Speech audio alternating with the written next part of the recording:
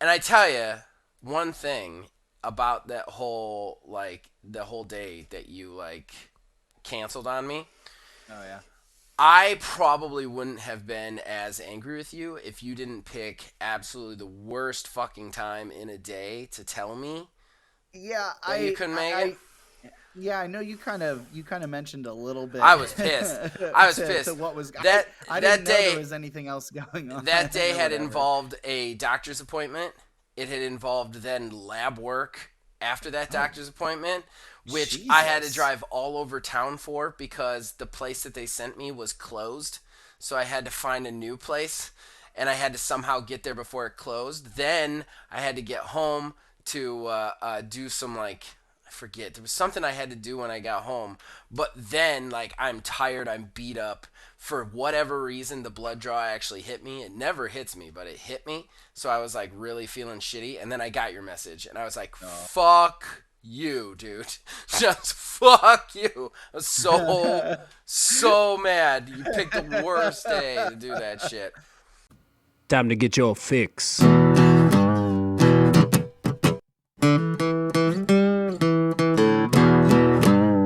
It's a horrible gaming podcast. It's not good, it's not great. Horrible gaming podcast. It's not even what you would call fair. It's really not that good.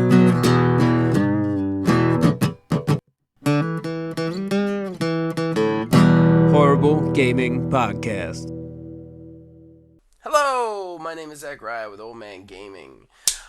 You have decided for whatever reason to tune into another horrible gaming podcast, but I am not alone, although I was last week. With me is Neil, aka Tiny Wizard, back from quitting the podcast for a week because Zach is a douche. Oh, is that right? Is that Yeah, right? That's what you're going honestly, with, Mister? I forgot when the Super Bowl was. I Hmm. dude, when we were doing horrible arena, I literally pitched football. Like I I don't don't care know. about No, sports. I know your wife, and I know that you were having a party at your house. There's no Yeah, way you I didn't know. know I about a just party at your house I more than 4 days in advance. I don't want to hear To it. be fair, if you ask her, this is not the first time that something like that has actually happened. Neil, you fucking apologize right now, and we move on with our lives. I told you in the chat thing that we had, I was sorry. Okay, all right, all Uh, right. though, I was you know, pissed. I was really I pissed. I really am disappointed though. I thought for sure you caught the meltdown, at least some part of it. We talked about it a little bit, I believe, when we did that Halo stream. Um, about how I thought I thought you recorded at least some of it. No, no, I didn't record Uh, any of the meltdown. I did talk about. I wasn't even going to talk about the prank, but you deserted me, so I had to. I will say this: I'm not going to make you pay anymore for that because anybody who wants to see Neil pay for forgetting when the Super Bowl was, just watch our last Halo firefight stream because your wife did more damage to you than I think I ever could uh, have. yeah, yeah. The only thing that I would say about that whole situation was, yeah, I didn't check any dates, anything like that. And you know why that is? Because I trusted my friend to not lie to me. He is now referring to the prank. Not the fact that he just doesn't check dates about when he's gonna have parties at I his house. trusted my friend to not lie to me. But Uh, yeah, when in regards to planning around shit, yeah, that is straight up my bad. no, And I no, had it's all even right. said It's all too, right. I feel so bad. I Like you had to just get on. I you know what was saying to myself? I was like, God, I feel like trash, but it's like he'll probably be able to get like Phil or you like at okay? least All right, at you least you told me Melissa. the weekend of Valentine's Day slash the Super Bowl. Yeah, it was So Thursday night.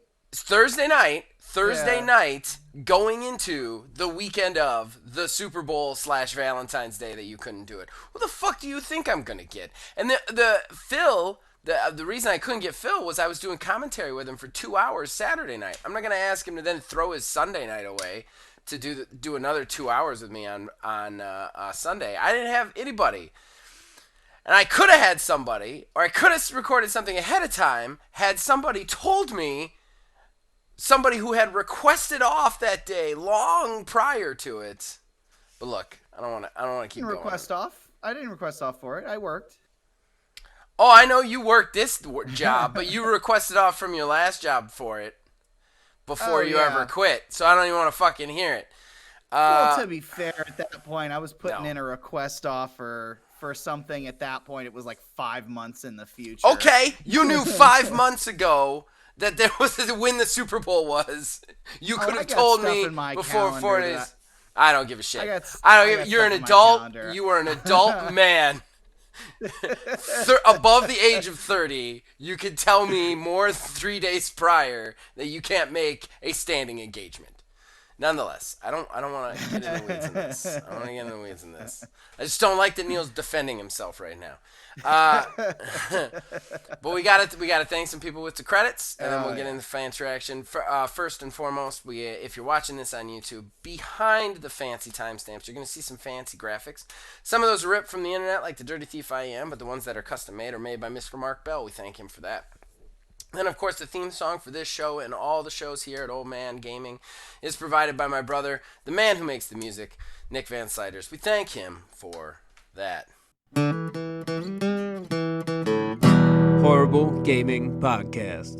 All right, so that brings us to our first segment, our most important segment. That's fan interaction. That's where we, the co-hosts, talk to you guys, the fans. We read out all your comments and all the little places we find them. And yeah, we got some comments this week. I think because everybody was feeling bad that somebody deserted me last minute. Xylem66, you did good solo. Thought for sure you would argue with yourself at some point. Little sad that didn't happen. And then I said, so was I. I really did think I was going to end up having an argument with myself at one point. And thank you. You know, can I tell you one of the learning experiences about that, since I've never podcasted by myself ever? I was still trying to do it all in one section, even though, like, you weren't there. So like the talking point.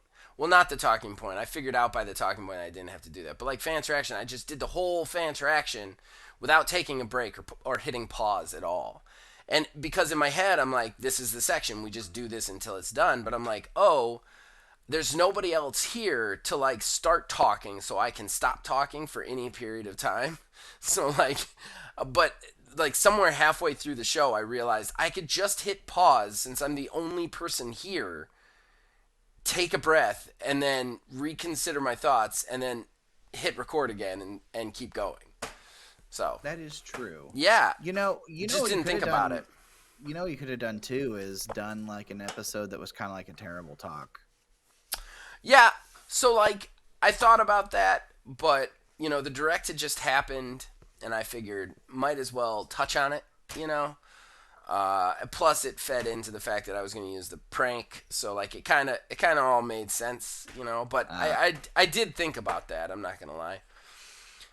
Philbilly330 then chimed in. I beat Chrono Trigger and Chrono Cross. I love those games. Philbilly, I am surprised that I have known you for nearly 11 years now, and I did not know that you liked or played those games. I didn't think you were a JRPG dude. Next time, I know it's rare that you guys are around each other, but next time you and my brother hang out, you guys should talk about it, because he worships Chrono Trigger, and I'm pretty sure he worshipped Chrono Cross too, and beat them both as well.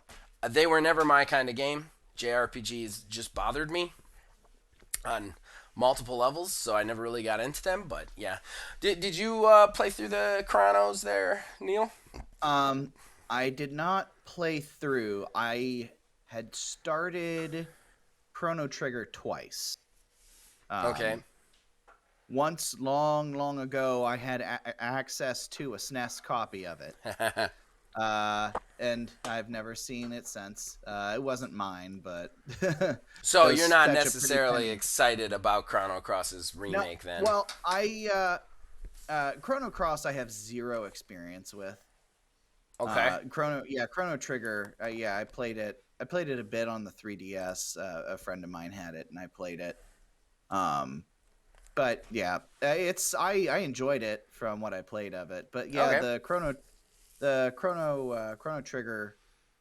I know of it. I just personally I'd never played it. Yeah, yeah. So as somebody who did end up watching the entire direct start to finish, um, what was the thing that you were most excited for? Um, so it was actually weirdly enough that there's two. Okay. One of them was the Mario Strikers. Oh God, yes. I I have my copy of the OG Strikers on Oh, the Wii dude, we need to play upstairs. that and capture it at some point because I absolutely worshipped Mario Strikers. I loved that fucking game. That was one of the only games for the Wii that I was like, this is worth the system. Yeah, it's like that weird, like I've always maintained, like I hate sports games, but if there's Yeah, something that's just enough yeah, to make it like its own thing, like NFL Street.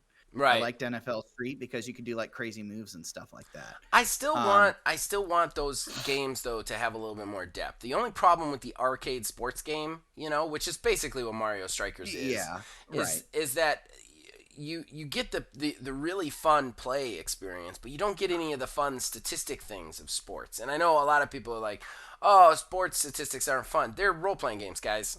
I'm sorry. I don't know if you've ever played a role playing game and you've crunched numbers in a video game. That's sports numbers. That's all it is, especially in video Yeah, games. It's just that's it. IGN, IGN, or not IGN. What was G4. G4? Yeah, G4 did a video about that exact thing It is. recently, It and always yeah, was. it's definitely worth a watch. Yeah, that's why I always like the Madden games. It's just stats. It's just more stats. But still, like I would like that more in depth thing in an arcade experience. Yeah. All right, Then go ahead. Go ahead.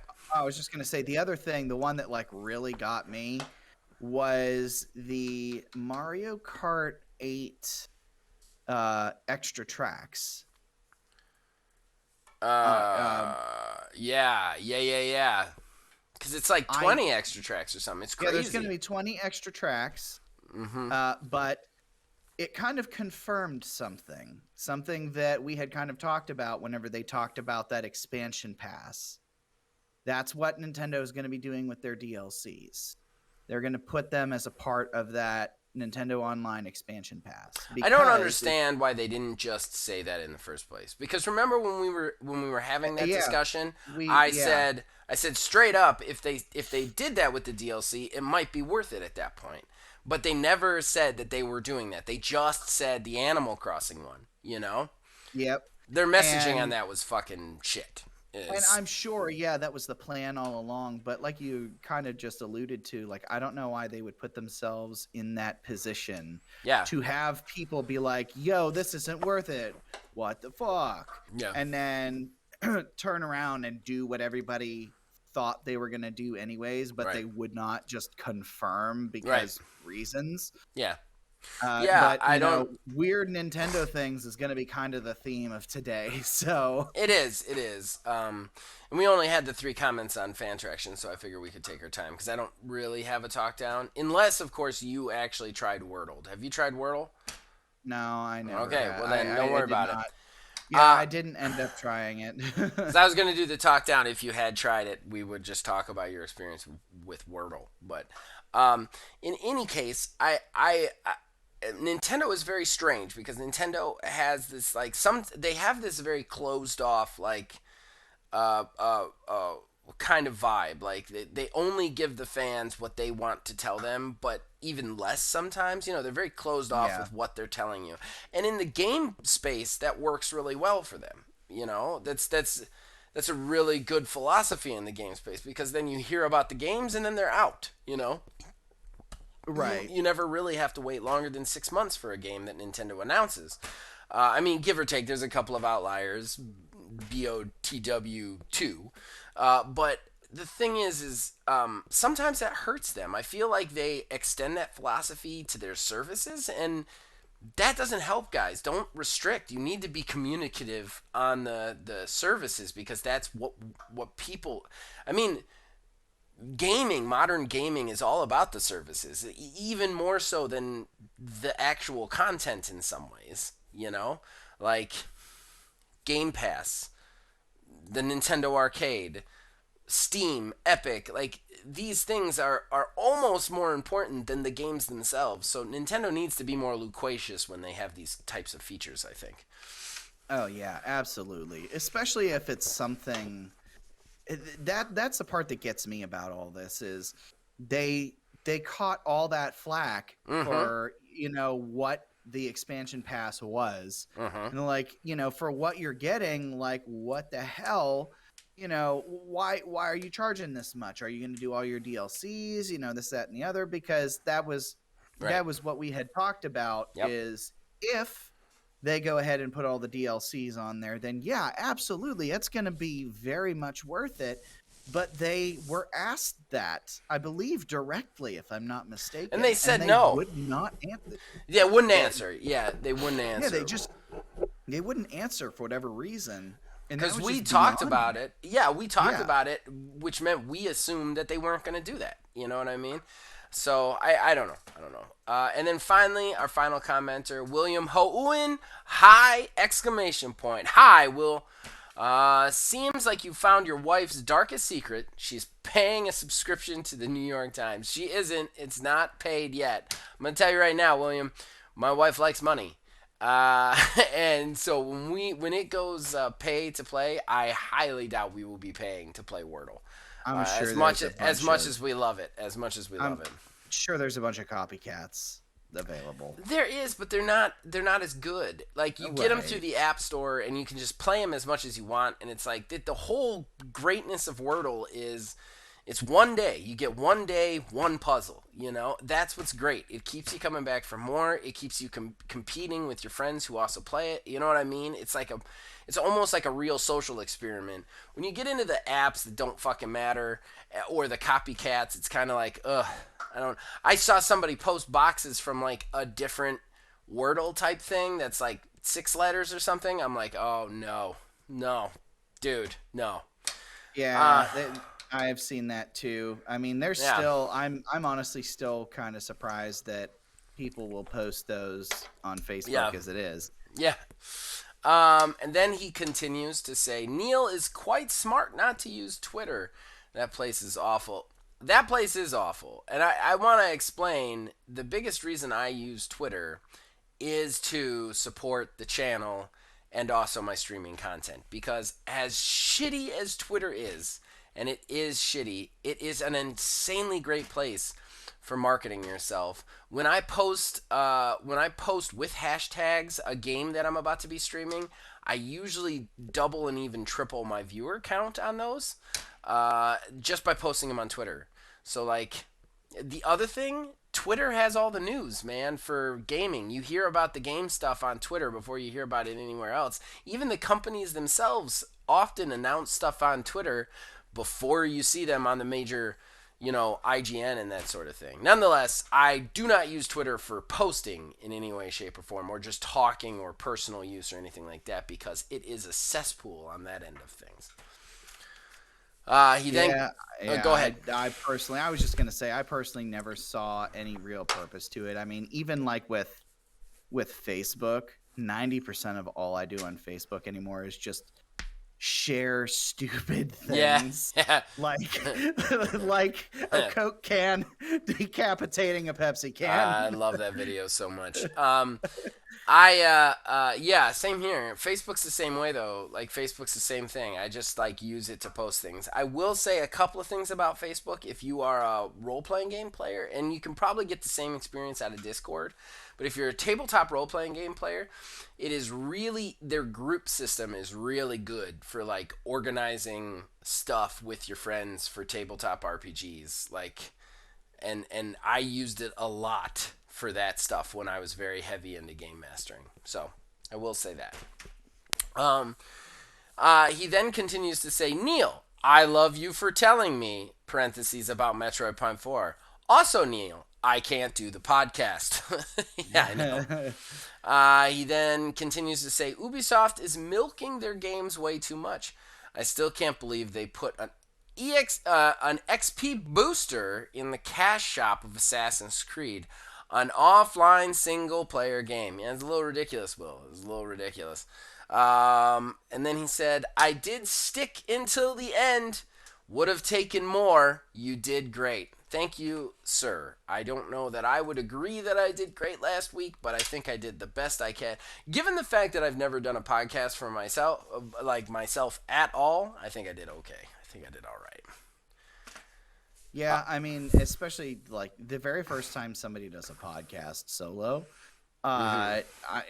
no matter what, I feel like it doesn't go well, especially if you're kind of sprung into it in the situation. But given, It's given the definitely sprung situation into it. surrounding, given the situation surrounding, though, I would say you did just fine.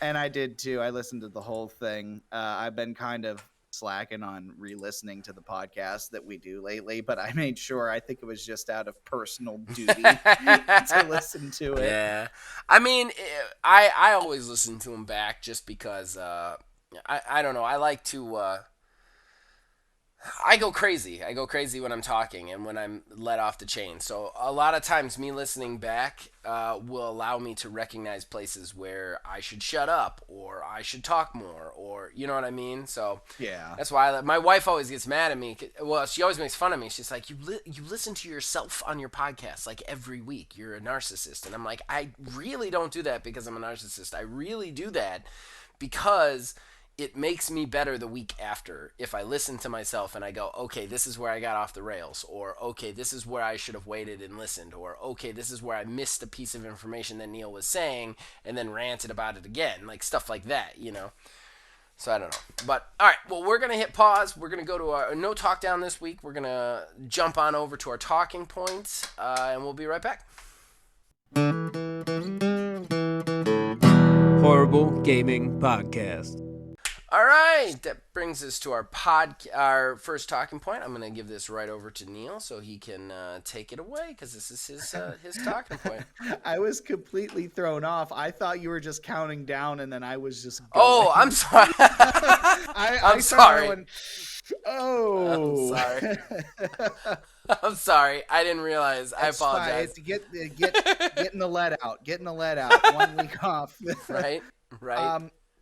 So Nintendo has made an announcement, and it's an announcement we kind of figured was coming for a while. They have announced that in March 2023, they'll be closing down the Wii U and 3DS eShops. Now, this is a normal practice. Everybody does this after a while. Nobody really plays the Wii U anymore. People still have their 3DS here and there, so they're probably not buying anything off the shops on those, so they shut them down. It's normal. However, what is really interesting is a response that they gave to people were asking, primarily video game conservationists, archivalists were asking, like, well, where can we get these games after you shut them down? Because that's a pretty big movement within gaming as of late, to preserve games, that get canceled, servers get shut down, stuff like that. Nintendo, their direct response was that they have no plans on offering classic content any other ways. So, like, I don't even know where to start with something like that, because, like, that's kind of been their shtick. But at the same time, so has classic mini consoles.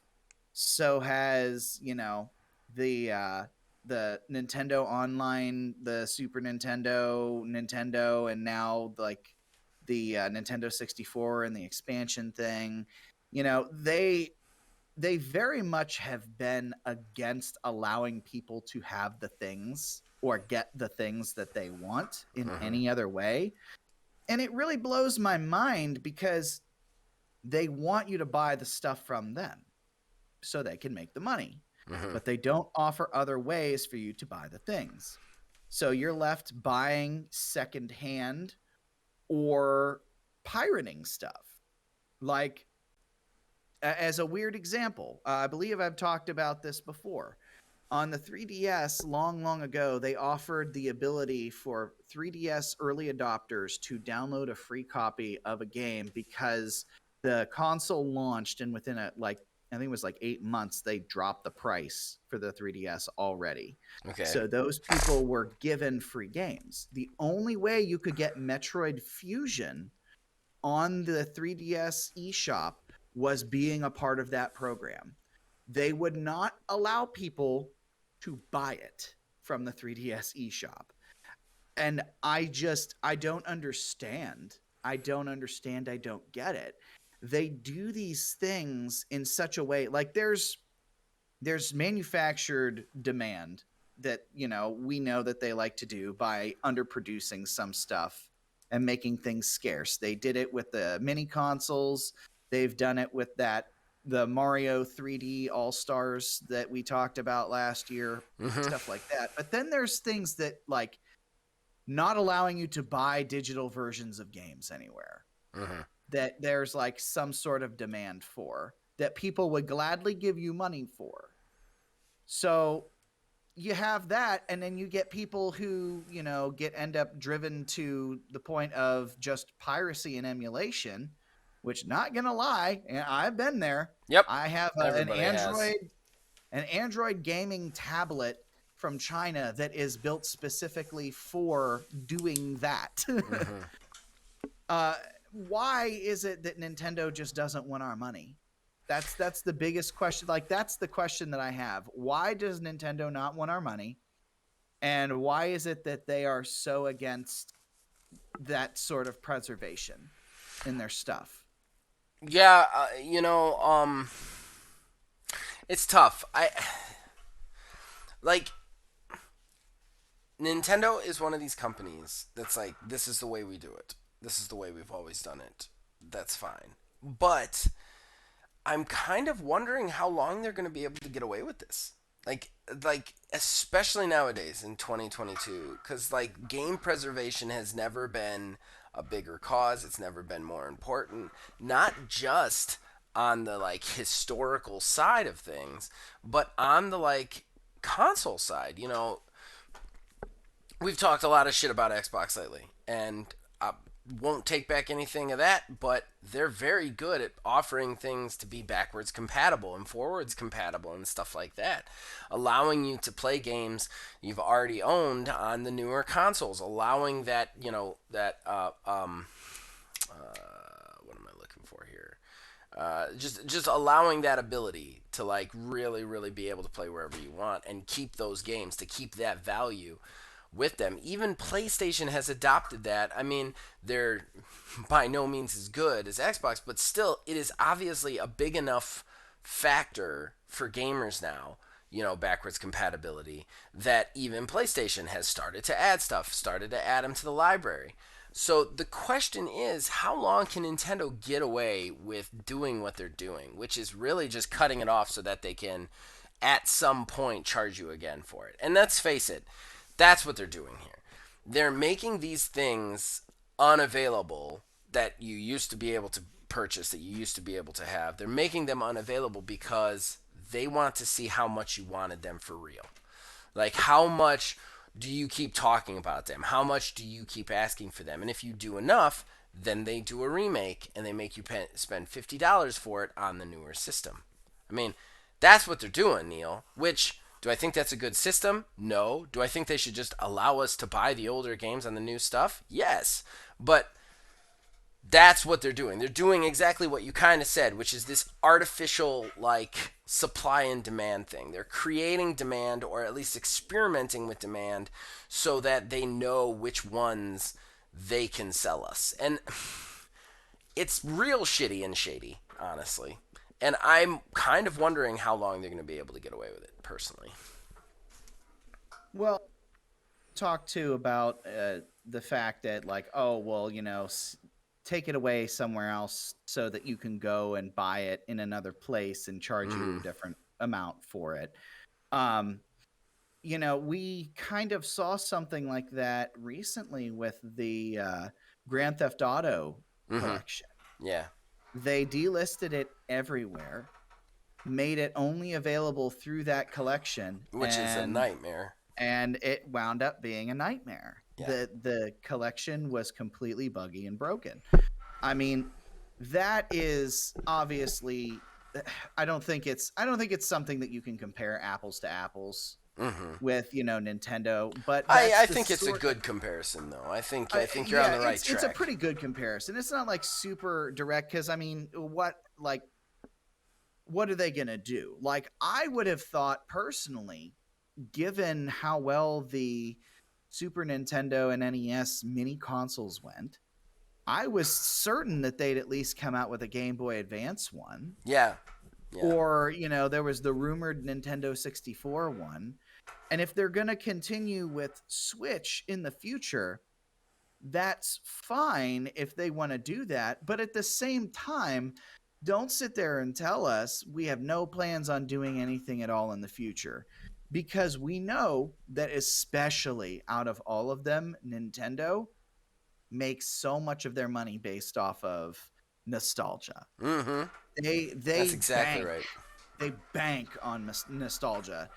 They know that they can absolutely turn a profit on something like that. I mean, in So fairness, I would say that Nintendo is still around and still a console company today because of nostalgia.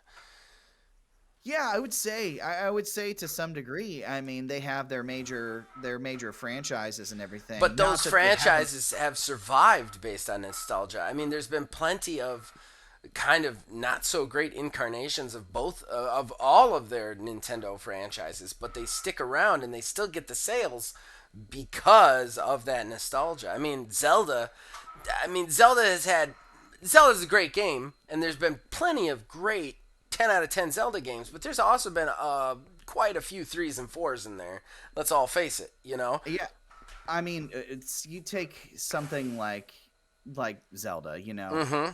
That was kind of a running joke for a while, that people would say, "Oh, well, it's a Zelda game." Like, you know how it works. And then granted, they did amazing things with Breath of the Wild. Right. And now it seems that that's going to be their formula moving forward, and that's a completely different topic of conversation. But, then you see something like Metroid. Metroid has really survived on that nostalgia for a while. And then they did Metroid Dread, and now there's so much reinvigorated interest in the series that somebody can just tell their friend that a new game is coming out, and he's just going to believe him without asking any questions Right. because he's so hyped for it. Right. You know, um, but there's things like Mario. Like you're buying a Mario game because it is a Mario game. Yep. I don't think whenever there's a new Mario announced, they're like, "Oh, you see how the gameplay is going to be this time?" I think we all it's an unspoken truth Mm-hmm. that we all see it's a new mainline Mario game. We don't ask questions. We don't wait to see how it's going to be Right. because we know what we're going to be getting out of it. Right.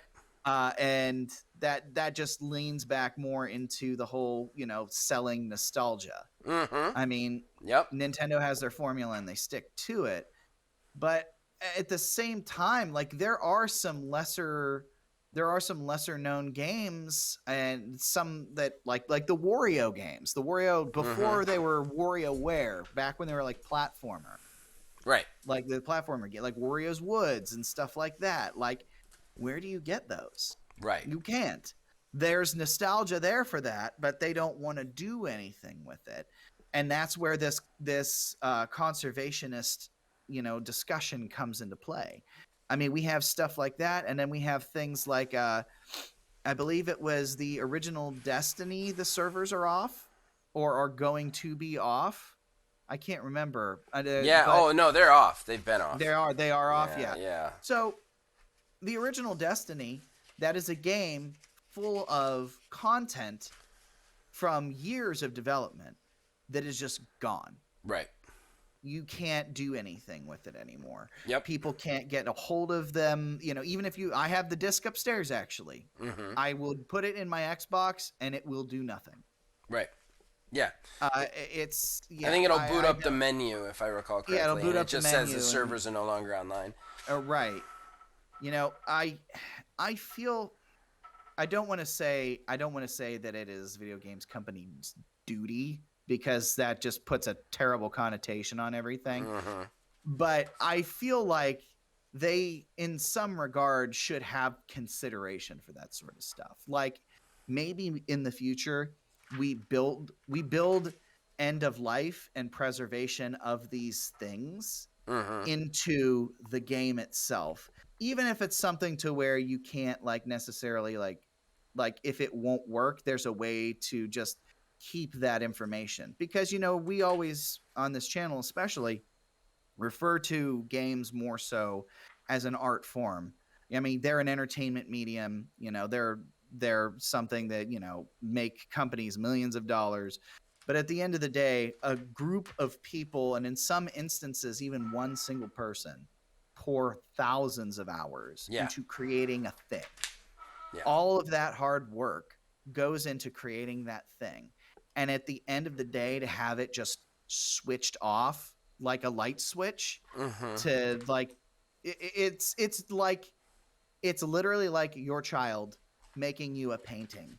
And however it turns out, whatever, your kid says, "Here, I made this for you." And you're like, "Oh, okay." You hang it up on the wall, and a week later you throw it in the trash. Or the kid It's, comes back and takes it back and throws it in the trash. Is a little bit more well, yeah, apropos. but eventually, the kid may come around and say, "Hey, where'd that thing go that I made for you?" Mm-hmm. "Oh, well, I threw it away. Yeah. It's gone now." This doesn't make people feel great. No.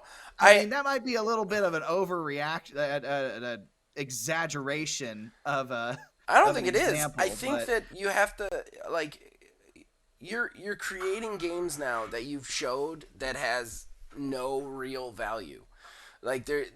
You're not giving them, other than the playing in the moment, in the present day, you're not giving them any sort of equity in that product that you're giving. There's no return on their investment, as far as being able to go back to it, being able to play it being a product that they can go back to over and over and over again. And I think that there's something inherently kind of shitty about that. And you look at I mean, and it literally is so that they can sell it when they want to at a later date. I mean, Advanced Wars 1 and 2, they just remade that. This is what they're going to do. They wait and they see which ones we really wish could come back, and then they give it to us because they know that they've driven up that that need for that game to come back, and they can use that to then sell a bunch of copies. The thing is, though, you were talking about emulation, people being able to get access to these games a little bit easier, having a little bit of an easier time preserving these games on the internet, especially with Nintendo games, because Nintendo games are usually small. They're usually much easier to rip or download or pirate, especially since a lot of them don't even have a online component. You don't need servers to play a lot of them. So I'm wondering how long Nintendo can get away with this, because right now they get away with it because they know that if they decide to repackage the old Mario games as a collection and put it on Switch, they're going to make money hand over fist regardless of whether it is in an emulator or not, just based on the nostalgia, just based on having it on your Switch. But there's going to come a point in time when these games are out there just pirated or whatever, where you're going to start losing return on investment because you're not making them available easier and faster. And I wonder how long Nintendo can get away with this mindset, because this has just been their mindset forever, and I think that it's the most antiquated part of their company, is the way that they basically withhold nostalgia from people, kind of like a drug. And I just it can't work forever this way. Yeah, I think wishful thinking, I guess, is I think that eventually that sort of there will be that sort of push in the industry to where Mm-hmm. there will be like, hey, we should find a way to preserve these games and everything. And there may be some sort of, oh, we'll press all of the data for this game, DLC, all updates, everything like that onto a single disc, and we'll just keep it here, at least even for archival. Right. And this will be it. Like, I think at that point maybe Nintendo will finally do something about it, but at the same time, Mm, unless they're, well, yeah, you may like you may like where I'm going then. At the same time, unless they know that there is going to be some money in it for them somewhere, somehow, yep. I don't think that they are going to be inclined, because they have always taken this approach of, well, if there's nothing in it for us, we're not going to do it. Right. Like, what was it? The Mario 35. They Yes. made Yeah. they made a game. They made Mm. an entire game to exist for, what was it, 6 months, 8 6 months, months. It's something like gone. that. It's still Yeah, on. it's gone. I still have the data on my Yep. Switch, and it is not.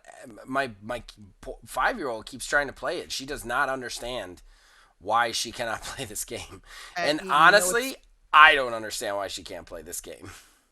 And it's even better too. I don't know if this is like widely known or anything like that. When we got our OLED Switch and we went to transfer everything, it would not let us transfer that. I mean, not that it would do anything for us anyways, but Right. like even locking it down to the point that, no, you cannot, it is not going anywhere. You can't play this. No, fuck you. That's basically, the Switch literally said, no, fuck you.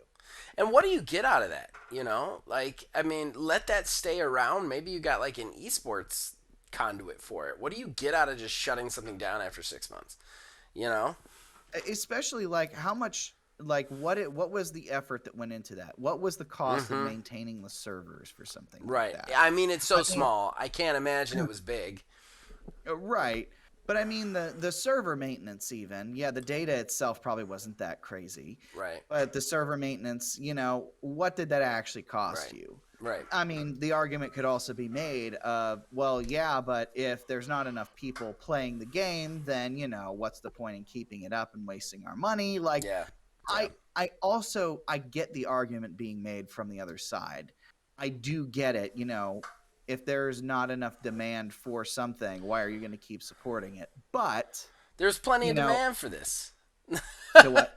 There's what? There was plenty of demand for this. Yeah, there's plenty You know? plenty of demand for a lot of that Yeah, stuff.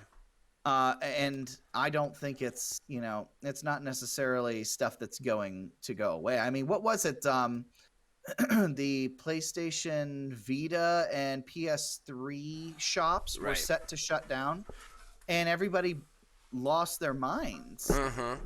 And they were like, you know what? We'll push it off for a little bit longer. And that's what they're going to do. It is ludicrous to think that these shops are never going to close down. Right. But Still, it's the way to get the stuff.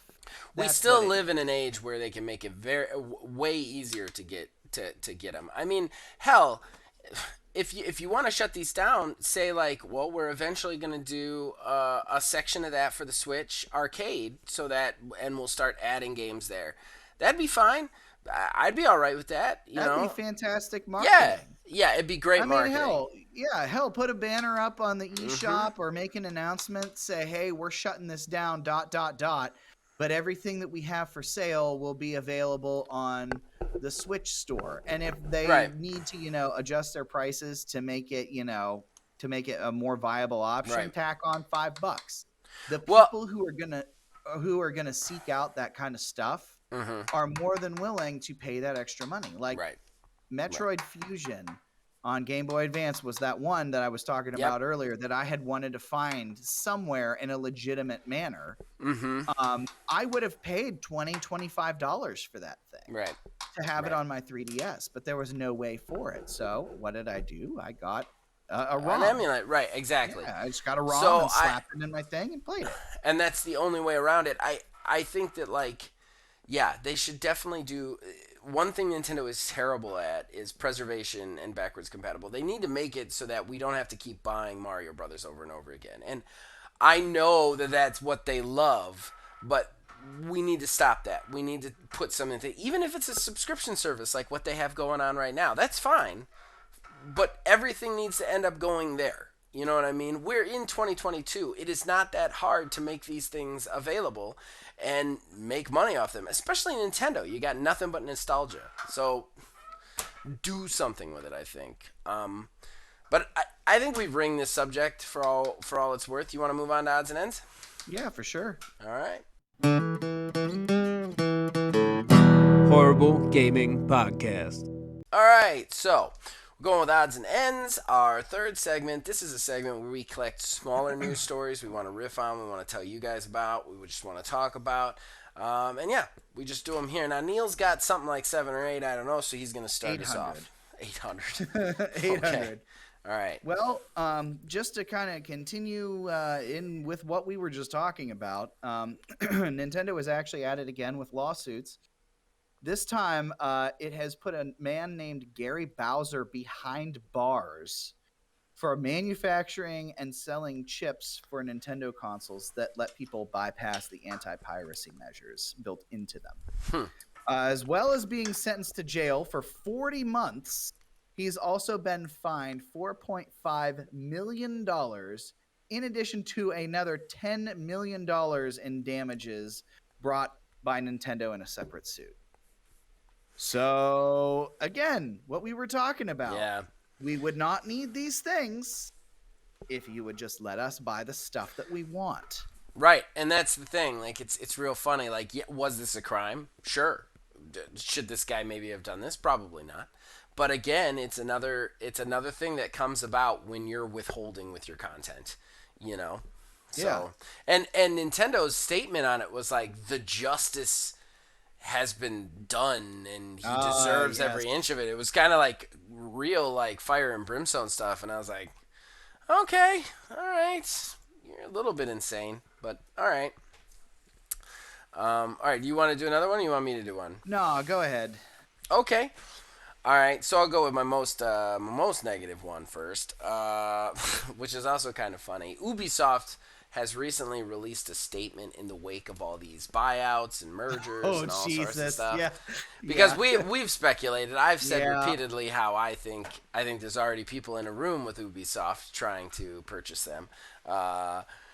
And basically, Yves Guillemot came out and was like, the statement was so hypocritical too, and here's why. Like he goes on this tirade. I'm going to paraphrase. He goes on this tirade, basically about how Ubisoft is independent. They're committed to staying independent. They're not going to be bought out. They're going to be a third-party studio, no matter what. And then, like right in the end, like almost like with a cough, he's like, "We will of course review any offers we get." Okay. All right. You open the door right at the end there, man. It's like somebody being like, no, we're never going to sell out. I mean, unless we receive a lot of money. And then we would definitely sell out. I think it's the most ridiculous statement ever. I don't know. So I had to chuckle at it, especially the whole like receive any, but we will definitely review any offers we get. Like, I almost felt like this was a weird way of saying we're open for sale. That's exactly what it is. That's 100% what it is.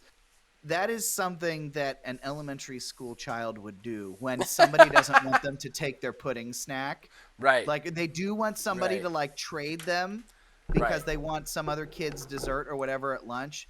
Oh man, I really hope nobody comes around and tries to trade for my Nutter Butter. I really hope they don't.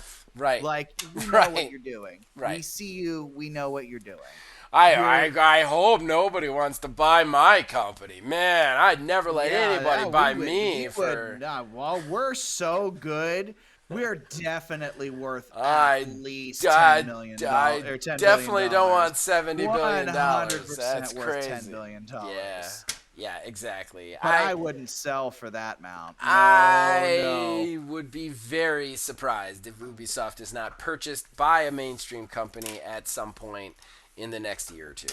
Like I'm sorry, I will still be surprised if Ubisoft is not bought up because Ubisoft is not doing that good. They really aren't, guys. Like they've taken a lot of hits. They've missed a lot of game markers as far as sales and as Oh far as my making god! stuff Not work. even just that. I was literally thinking about this the other day, completely randomly, and it's wild that we're talking about this right now. Sure. The amount of games we've got, Skull and Bones, which has been in Right. development and Right. is about to be like a teenager for shit's sake or some shit.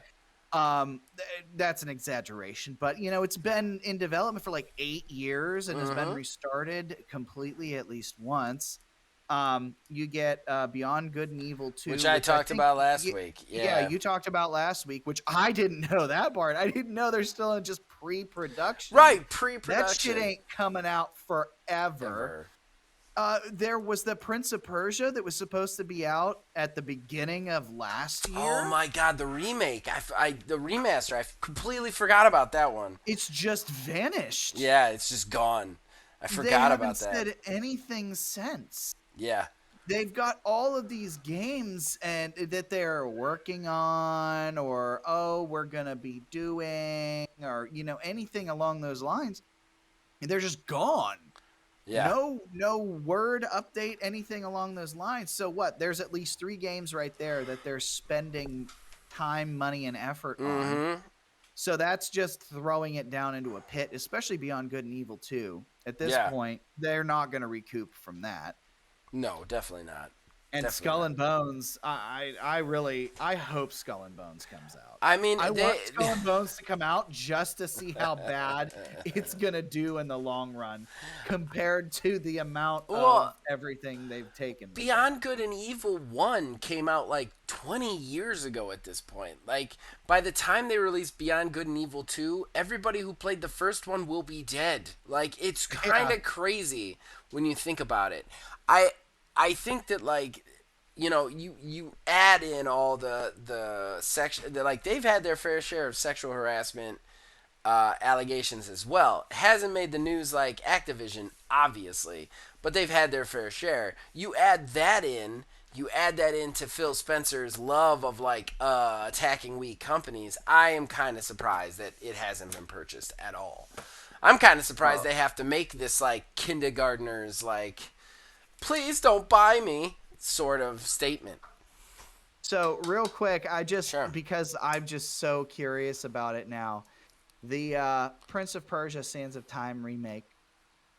In an article October 28th of last year, it stated here that the title is now expected to release sometime between April 1st, 2022 and March 31st, 2023. A literal entire fiscal year. Could be any time now. It was Anytime. originally announced in September 2020, slated for release January 2021. That's crazy. It's absolutely crazy. It's crazy cakes. Ubisoft is an unstable company right now. You also look at the recent releases. Valhalla did okay. When you look at Rainbow Six Siege Extraction, not doing the greatest. You look at Riders Republic. While I actually thought that was a quality game, it hasn't set the world on fire. And what else do they have in the pipeline? Really not anything else. Their last quality game was Watch Dogs Legion. Like, that's it. Like, so, like, I'm kind of wondering what they're going to do moving forward, personally. They've got also a ton of announced games, like you said, and no actual product to show of. Yeah, so Go ahead with your next see, one. I guess, Yeah, go ahead with your next one. All right. Well, in other terrible, shitty news, Sure. why not? Yeah, why not? That's all we do here. So first they did it with consoles, but now Best Buy is doing it with graphics cards. They have now hid the chance to buy an RTX 30 series graphics card behind a $200 a year subscription paywall. So it is not even guaranteed still that if you pay this $200 a year, that you will get your hands on a 30 series graphics card That's over at crazy. Best Buy. Yeah. So That's crazy. capitalism wins again. You know, and this is some real shady shit. You know, we talk about the scalpers and how evil they are on this whole, chip shortage thing, and I'm not saying they're not, but we have not touched nearly as much on what these companies are doing to really capitalize on this chip shortage. Like, that's insane. Best Buy has literally got a service where it's like, give us $200 to maybe get a graphics card. Like, that's like a fucking scheme, right? Like, that Yep. you're literally selling products you don't have. Not only are you selling products you don't have, you're straight up telling people you don't have them. Like, that's lunatic shit right there, man. Yeah. Lunatic shit. All right, well, should I go with another one, or you want to go with another one? Yeah, go ahead. We'll go back and forth, and then Okay. I'll clean up at the end. All right, I will do this one. So, next one, I believe it's DICE that makes Battlefield, right? Yeah. Right? They have come out and said that Battlefield 2042 did not do as good as they expected it to do. But let me ask you a question, Neil. Do you think that they blamed the insane amount of bugs in the game for this? Do you think that they blamed the fact that they removed any single player narrative whatsoever from this game? Do you think either one of those were the cause of it not doing good, in their opinion? As a normal, rational human being who knows nothing about the gaming industry at all, I would say, yeah, I think that they probably, Yeah. owned up to their mistakes and Okay. realized where they went wrong. Yeah, for Well, sure. well then, as a person who knows way too much about the gaming industry, I know that you know what I know, which is no. They decided to go off on a crazy tangent and blame COVID-19 as well as Halo Infinite as the culprits that they didn't sell well. Their reasoning being, I've got some things to say about this. Their reasoning being that COVID-19 slowed their development and that they released too close to Halo Infinite, which was always going to outsell them. First of all, before I get into my normal rant, I want to say how funny I found it that a developer literally compared Halo to COVID. Like, they were somehow like in the same threat ratio. Like, do you have COVID? No, I got Halo Infinite. Like, Oh fuck! yeah, oh no. Like, that was crazy to me. But now to go into the actual rant. First of all, COVID-19 sucks. All right? I'm going to say that right now. Regardless of your stance on shots and how to approach the disease and the severity of it, it sucks. It's a bad disease. It hurts people. It makes companies have a hard time. Here's my problem, though. Okay, we have now been living with this disease for 2 years. Okay, every other company has started to make games. They have started to figure out how to do this in a COVID-19 world. This has been our situation for 2 years. COVID-19 is just not an excuse anymore. It's just not. I'm sorry, everybody. If this makes me insensitive, it makes me insensitive. But as far as the gaming industry is concerned, the only thing I'll say is that I would have been okay if they were like, hey, we got to delay this game to work on it a little bit longer because of COVID-19. Okay, fine. I get it. That makes a little bit of sense. But COVID-19 did not make you release a shitty, broken game. It didn't. It didn't make you rush that game to sale. It didn't make you take the narrative parts out of that game that people were expecting. It didn't make you put in a weird bug that allowed hovercrafts to literally drive up the side of a fucking building. Like, it didn't do that, okay?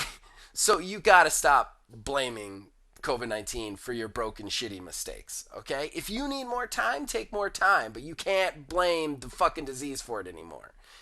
I don't know if you're on the same page as me with that, but like, this is 2 years in. Like, enough's enough. The COVID card has been played by every fucking company under the sun. We're sick of seeing it, you know? And Halo, like literally your excuse is, well, there was a better game out. What are we supposed to do? Like, I don't know, make a better game? Like, I don't And, understand that and excuse either. what really gets me about it is also the fact that, okay, so they're going to blame releasing around Halo Mm-hmm. and COVID at the same time, for how it turned out. Well, you can kill two birds with one stone by just delaying and Right. working on it still. Right.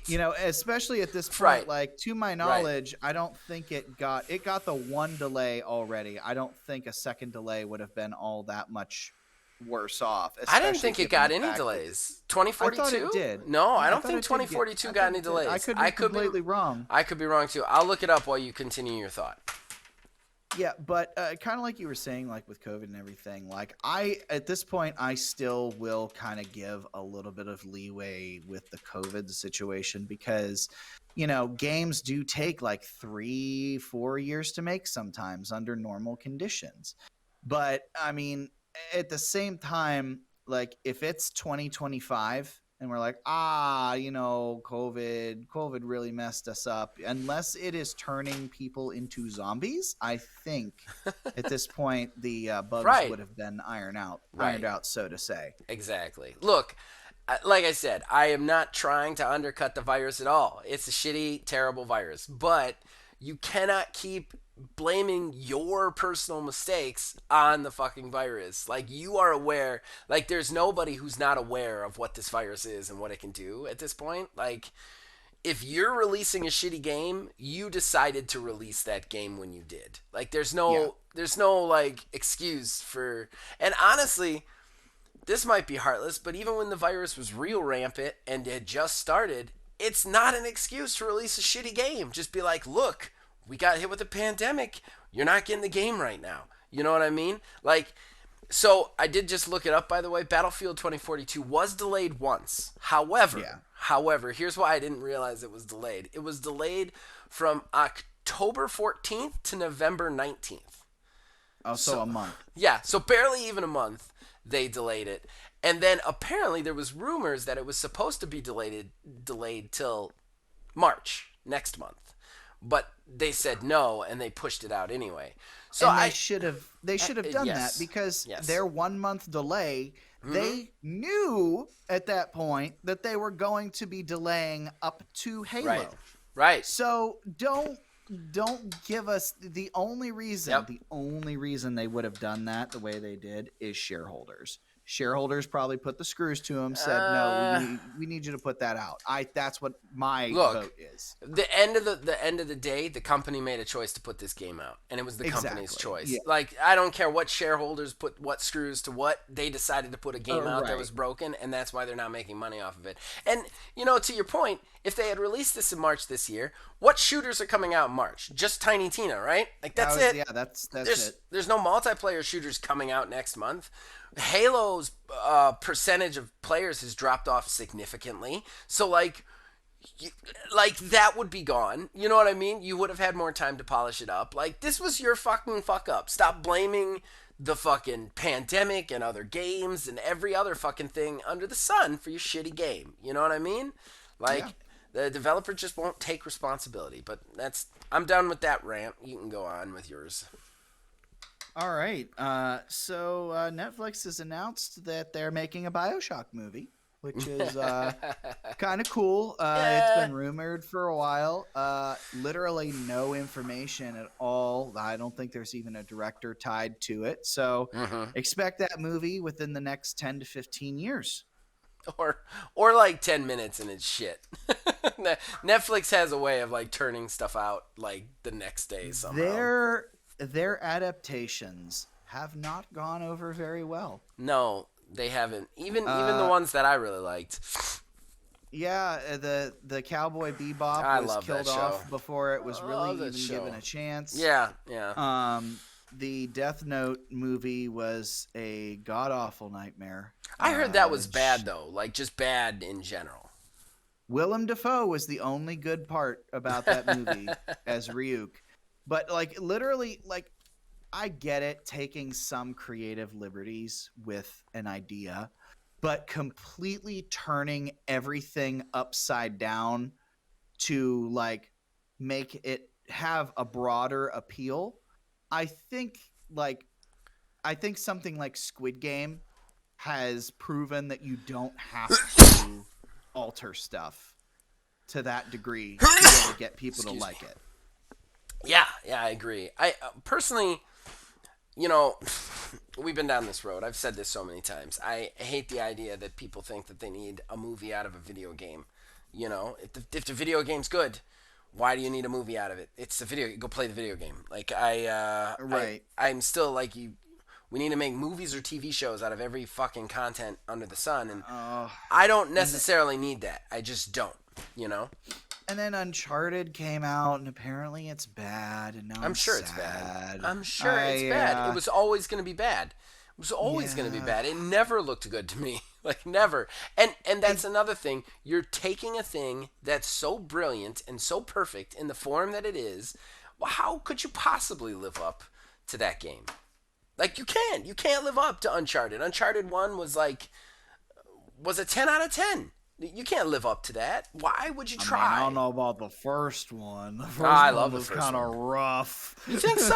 I really like the first one. First one was The my first favorite one one. was rough. First one was my The favorite. second, I enjoyed the second and third ones.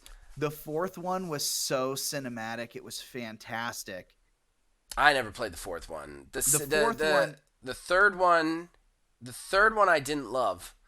I was kind of like and then the second one was the same one. Like I didn't like when the giant monkeys started attacking me. I was like, yeah, you're kind of losing me. But I really liked the first one. The first one was my favorite. Yeah, the supernatural stuff didn't really fit too well for me. I really didn't feel like in all of that, and they always had to kind of shoehorn it in some way. I the mean, supernatural shit. I don't mind a They little supernatural shit because they did that in Indiana. Like it was like everything was normal until the very end, and then it just went off the rails. Yeah, that's true. Yeah, But like, at least it's not aliens.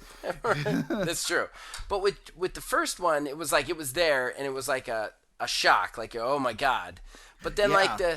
the second one was like a whole civilization, you know what I mean, and a whole like they went really off the rails with the supernatural stuff, and I'm like, I don't know. But yeah, I don't know. I just to me.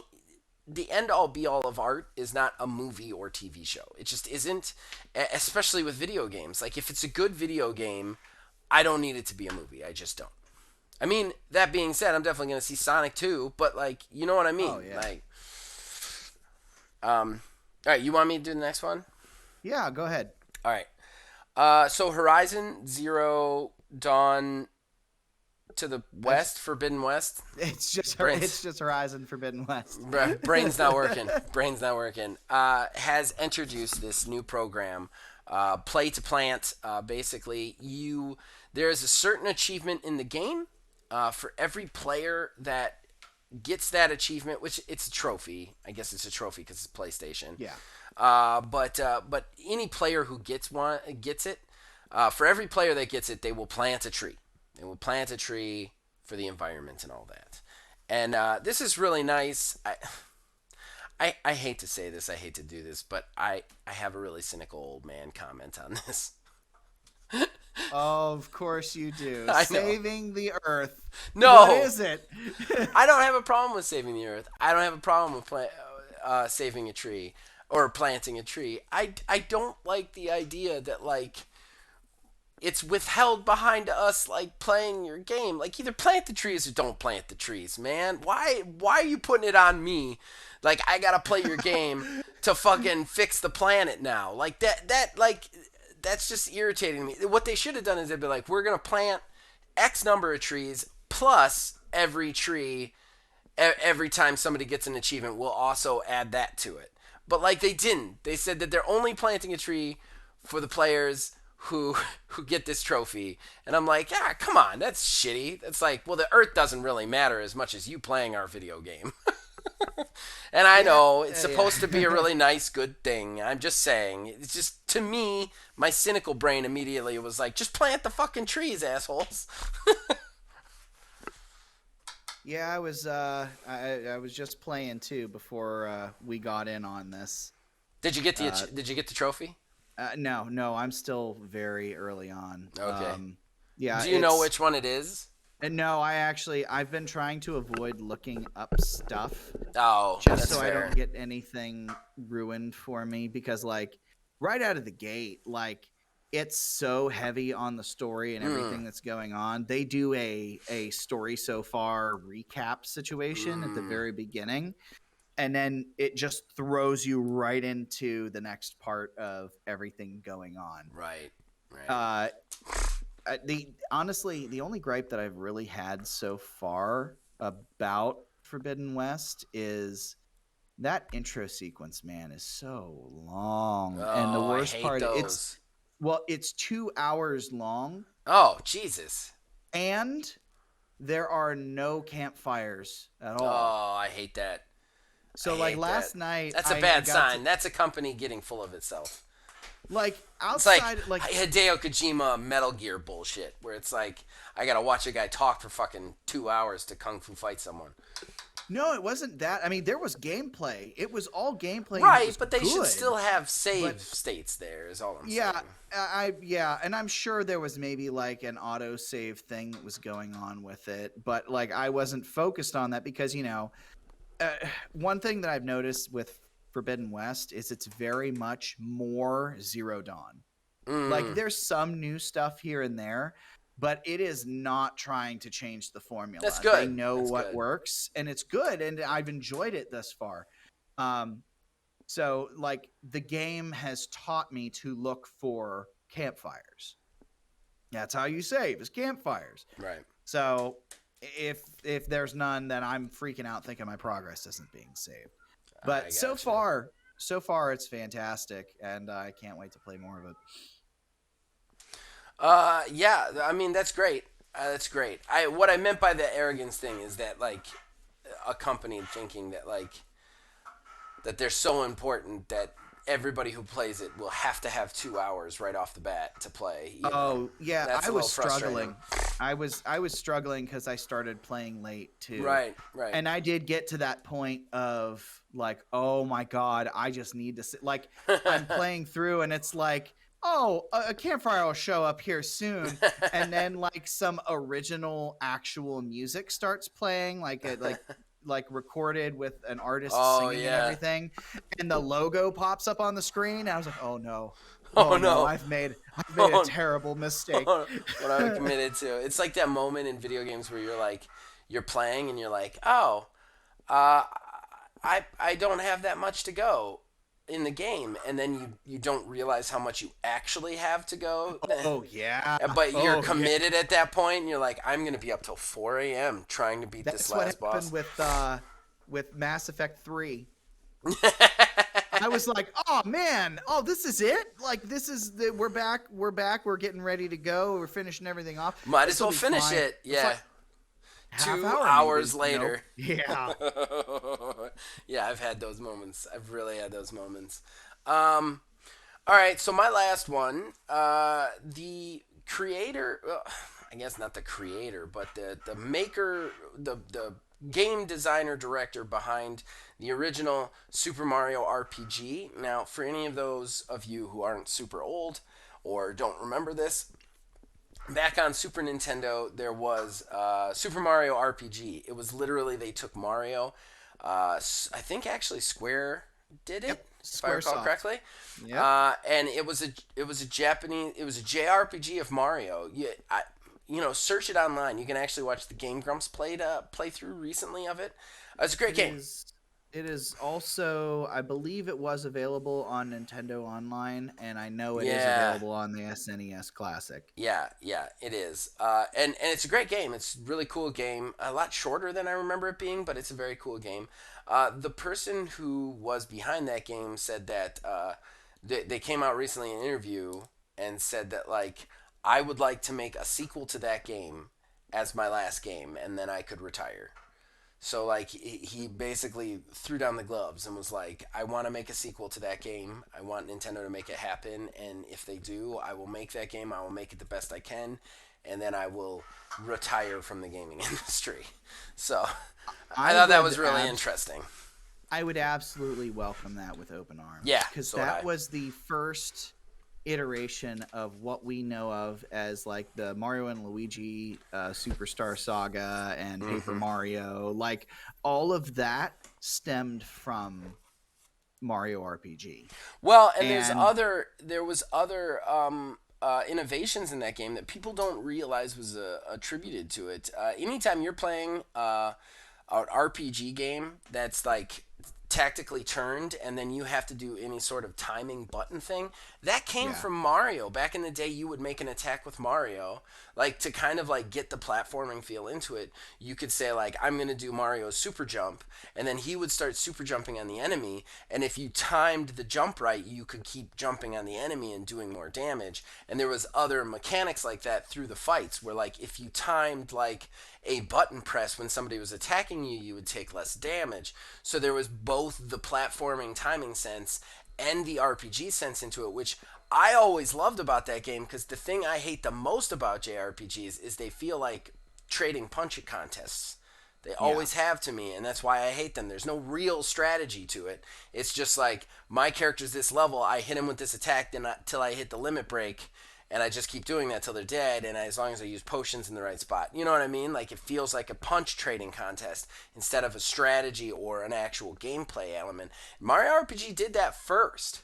So I would love to see a sequel nowadays in 2022 with those mechanics. God, that game would be really fun and cool.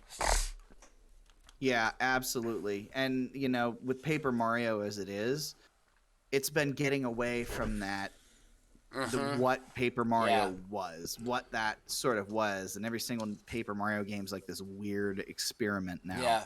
I would love to have something like that again.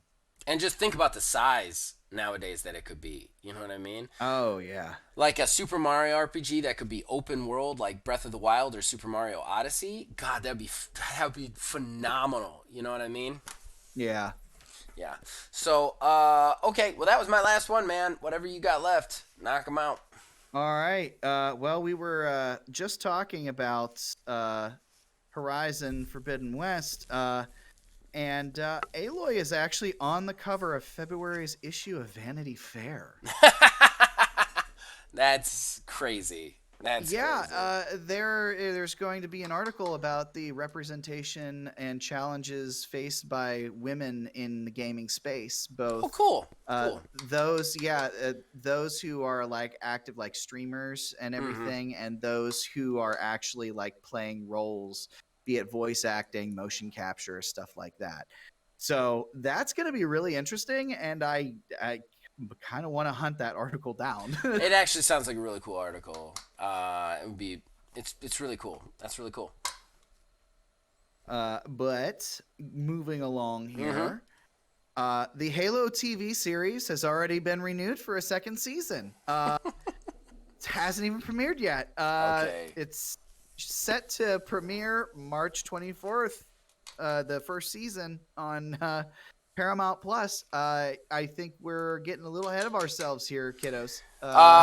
We are not. I mean, we are. We definitely are. But this happens with all newer streaming platforms. When you are a newer streaming platform, you don't have as much original content. So any original content you have gets green light for a second season because that's what you have.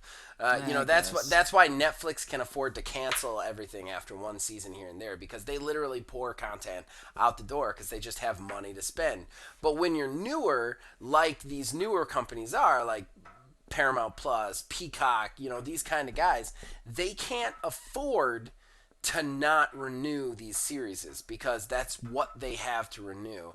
And Halo is generating enough buzz that of course they're going to renew it for a second one because of the fact that they don't really have that many original series. They have a couple of Star Trek original series, and then that's like it. I'm on that that app now. And I just want to say, anybody out there, Paramount Plus, the app itself sucks ass. It sucks ass. It is so buggy and broken.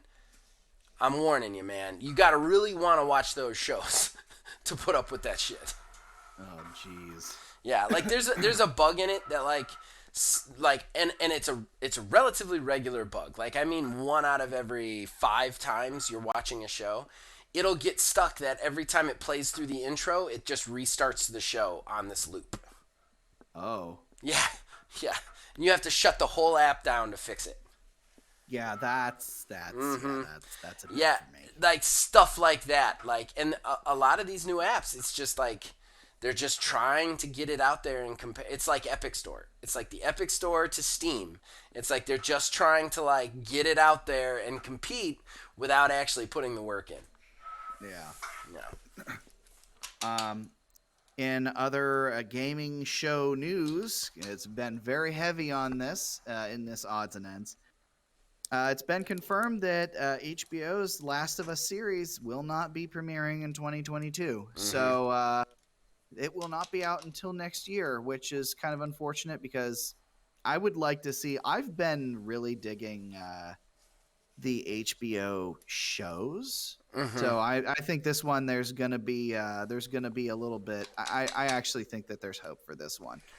I've been loving the HBO shows. Peacemaker is my show of the year right now. Peacemaker was fantastic. It's great. It was absolutely just great. finished it the other night. It was Every my episode. God.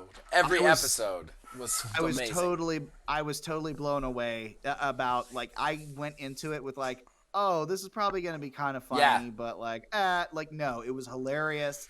It was very well written. Even like when it is saying like making like stupid ass jokes about everything, Yeah. it still has like a meaningful story with Yeah. character growth that you actually care about. Yeah. And then the cameo at the very end. Oh, it's phenomenal. Dad, don't ruin it. It's fantastic. phenomenal. The Yeah. Peacemaker is worth the price of admission for HBO Plus or HBO Max. Personally, in my opinion, Oh, like yeah.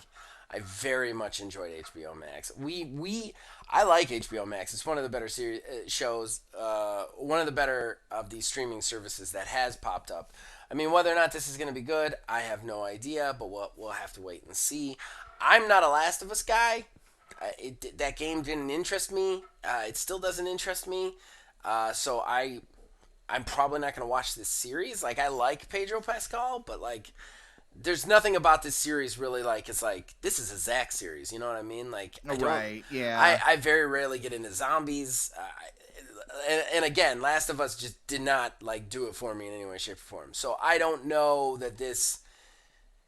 Like, I don't really care that it's not coming out. Nonetheless, I get it. A lot of people say like a lot of people aren't looking forward to it. HBO does have a good chance of making a good show though. So I'm just gonna press on here to Yeah. the last one, and full disclosure, this was one that we had talked about making a talking point, and really didn't want to. Yeah. You may already know what it's gonna be about, given our just disposition to it. But some pretty interesting info has come out about Microsoft's acquisition of Activision Blizzard. So, according to CNBC, Phil Spencer reached out about the acquisition 3 days after learning about the reports of everything that was going on over at Activision Blizzard. Furthermore, Phil Spencer actually reached out the day after making that memo about Microsoft reevaluating its relationship with Activision Blizzard.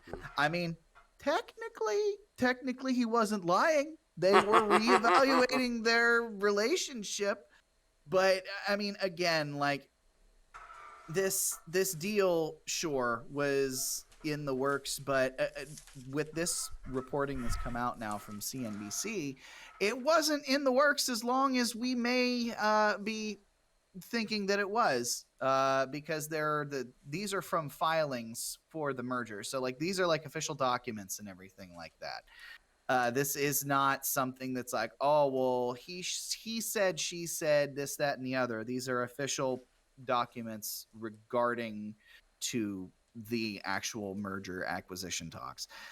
And, you know, again, here we are, we're talking about it, but, you know, Phil Spencer has not been the swell guy lately, the upstanding individual that it may seem like he wants to believe that he is. Yeah, I'm gonna go ahead and say this. I told everybody so. I said it when we first started talking about this. Phil Spencer immediately smelled blood in the waters, and he immediately attacked. I mean, you didn't disagree with me. I'm not saying you did. No, I'm yeah. saying that like Phil Spencer saw this as a way in. He decided to profit on human rights violations and sexual misconduct. Now, listen, you can say, hey, that's okay because it's a company. You can say whatever you want. That's fine. I don't care. At the end of the day, those are the facts. He did that. He definitely went in and he definitely decided to further his position based on terrible things that were happening to people. And you know what? Fine. That's fine. I guess capitalism is capitalism, but I think this is shitty and shady. I think what he did is wrong. And aside from whether I think what he did is wrong or not, he has lied. Like that's like his forward facing persona, the presentation that he has put forward, this like I love everybody business casual blazer guy, it's not him. And you know what? I am an upfront guy. I will admit when I'm wrong. And I was snowed by this guy. You go back and listen to the first years of the podcast. I love Phil Spencer. He was one of my favorite. He was one of my favorite gaming people to watch, to hear what he said. I thought he was cutting edge, and I thought he was at least a decent guy. I was snowed. I was snowed. He is a rotten piece of shit, just like every other person that we've seen in this situation in gaming. Any of these heads, any of these CEOs, they are literally high functioning psychopaths and sociopaths that will do anything to further their angle. And what they want to do is they want to present this thing where it's like, hey, I'm your friend, man. I'm a guy who'd hang out and have a beer with you. And I just like gaming, and I like people to like gaming, and I like people to see art as gaming. They don't give a shit about any of that. They give a shit about the bottom dollar and their fucking bill. And the same goes for Phil Spencer. Yeah, it's not a great situation. No. I mean, No, it's not. there's still, headlines and everything coming out about this. This is one that we missed last week because I wasn't around. But they had also come out and they're being very forthcoming with, being able to make purchases on third-party apps and everything for games available on Xbox platforms. They did come out and say that they're not going to hold Call of Duty games going forward. They're still a little iffy on the wording, but from what it sounds like now, they've said, no, Call of Duty is still going to be on PlayStation platforms, which they Yeah. kind of clarified it more, making it sound like, because before it was Okay. one of those like, oh, well, Right, right. like after agreements, things could change, but Right. for a while, but now they're very much more on the same page Mm-hmm. of, well, yeah, we'll go ahead and keep them on PlayStation platforms, but that is all a response to the FCC saying that they're going to look into this merger because that's Right. going to be too monopolistic. Right. Yeah. Again, we all know my feelings on that. I don't think anything's going to come of it. And I don't really think anybody in Microsoft thinks anything's going to come of that. That being said, I definitely think they were like, yeah, sure, Call of Duty's on everything. But in the back of their head, they're like, every other fucking Activision game is going to be on our platform, though. Yeah, Like, probably. and that's the 100% God's honest truth. If you expect Overwatch, if you expect fucking Diablo, if you expect any of those things to be on PlayStation, don't. And honestly, I don't trust this guy anymore, guys. I don't trust Microsoft anymore. They could tell me till they're blue in the face. Call of Duty games are going to be on PlayStation indefinitely. That doesn't mean they are. that doesn't mean they can't take it back. They can release press statement after press statement after press statement saying that Call of Duty is going to be on PlayStation. They haven't made any concrete agreement with PlayStation. They haven't signed any contract that says Call of Duty is going to be on PlayStation. The same contract is in effect, and that is the 3-year deal. And once that's up, there is nothing saying that they can't pull Call of Duty. There's nothing saying it. And we have watched this guy lie about every other fucking thing. Fuck, the Eternal Memo was the dirtiest, most underhanded shit. Like he didn't know he was gonna make that call the next day. Mm-hmm. You know, that was on his fucking to-do list, okay? He put that out to take the fucking focus off him so that it would be easier for him to get his clutches into that company. So I don't trust anything he says. I don't trust anything Microsoft says. And I don't trust anything Xbox says, because the fact of the matter is that once they own all the games, it doesn't matter whether they lie to you or not, guys.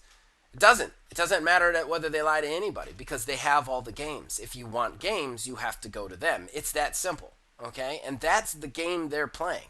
So they can say whatever altruistic thing they want to say. I don't trust them. I just don't. Yeah.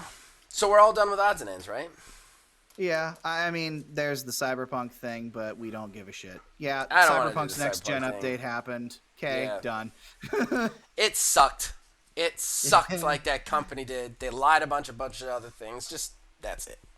Yeah, Let's- that's it. New let's just- story done. Wrap it Yeah, up. let's just plug this shit and get the fuck out of here. I want to go to bed. All right. Horrible Gaming Podcast.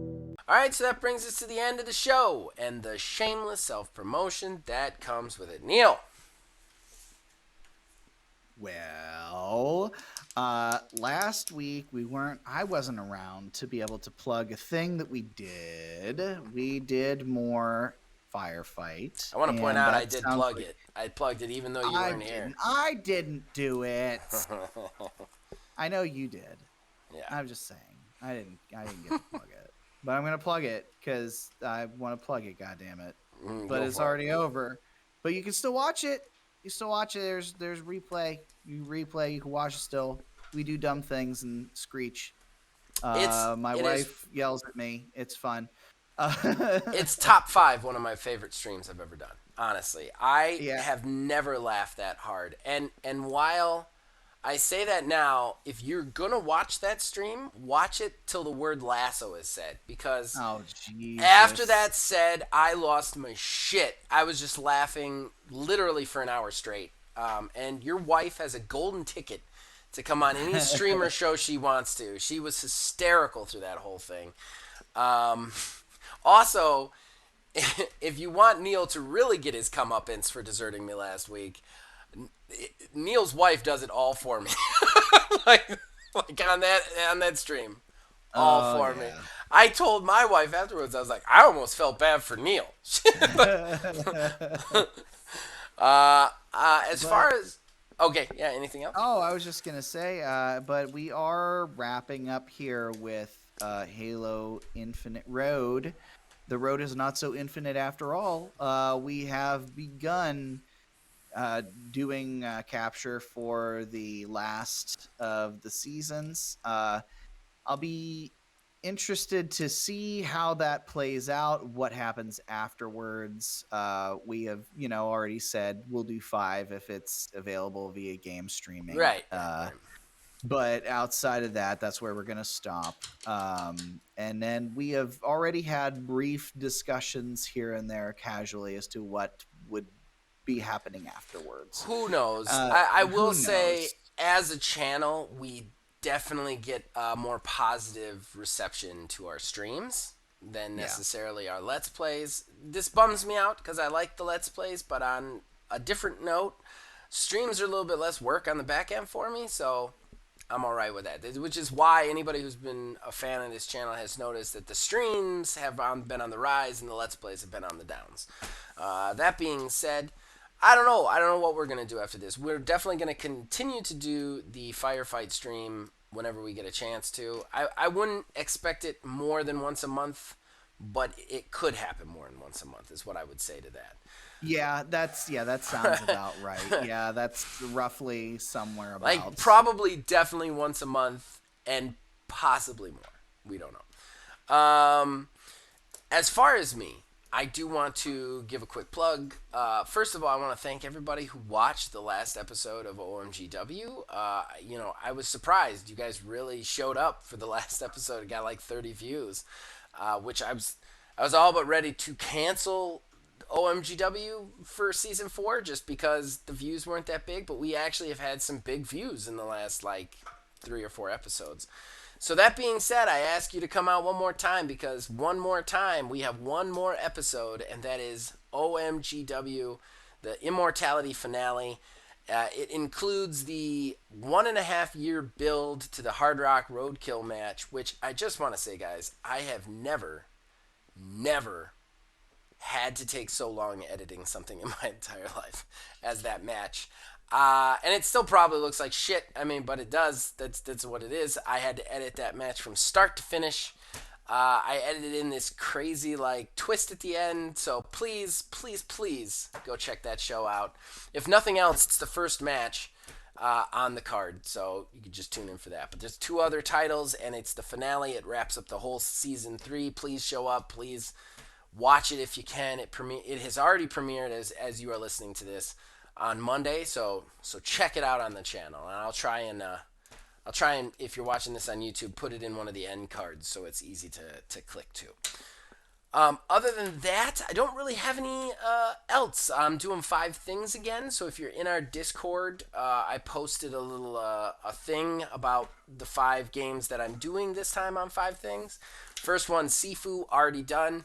But there are, like, I think the next one I'm doing is Tiny Tina. So if you want to see something in Tiny Tina or whatever, please let me know via DM or Discord or wherever, I can put it into our episode. Other than that, guys, you can reach us on Facebook at OManGamingDH, on Twitter at OManGaming9. Join our Discord, links in the description below. You can influence us in all of our shows from there. And as long as you guys keep watching and listening, we'll keep making them. See you guys next week. It's just old. Every time I go to the doctor, I'm like, why am I doing this? They're not going to tell me anything. They're going to make some guesses, and then that'll be that. And then it's basically like I'm 40 now. Like at this point, things are just going to slowly break down until I stop working as a human being. That's just how it works. Like, Yeah, now that I have like health insurance, yeah. it's like one of those things now. I kind of like have this pressure to, hey, you should go to the doctor and just get checked out, and it's like, yeah, but I don't want bad news because I know that's what it's gonna be. Like, I don't want to wake up one day and choose to be told terrible things. Right. Right. To add like some bad news. Wonderful. I go in and get my blood drawn. You know what I mean? Go for the normal checkups. But the only reason I go to the doctor anymore, because I hate them. I hate all of them so much. Is because Melissa makes me. Like, I'll tell her about a physical problem, and she'll be like, you got to go to the doctor. And I was like, I don't want to go. And then it'll be a week-long fight of, like, me, like, I don't want to fucking go. They're just going to tell me I'm fat. And then her being like, you have to go. We're more important than you being a stupid asshole. And then I'm going to be like, I'm not a stupid asshole. They're not going to tell me anything other than I'm being fat. They don't care about me. I'm a fucking sandwich to them. Like, that's it. And then I eventually go. They don't tell me anything because I'm a fucking sandwich to them. The idea of the sandwich is you are equivalent to a sandwich that somebody is making at Subway. They are just trying to make the sandwich and get the sandwich out the door so that they never have to see the sandwich again. That's it. That's all they're doing. Like, that's what they are. That's what you are to them. They don't care if you live or if you die. They don't remember your name. Hell, the system isn't defined for them to be able to. They see, like, fucking 40 people a day now. Like, it just doesn't work. Like, you are a number that they have to do everything that they have to do so that insurance will still hold them. That's it. Like, Yeah. that's all they are. That's all they are. And then they move you out and they move you on, and that's how I feel. And I'm like, if I'm that, I'll just fucking die over here in a corner. I don't need this shit.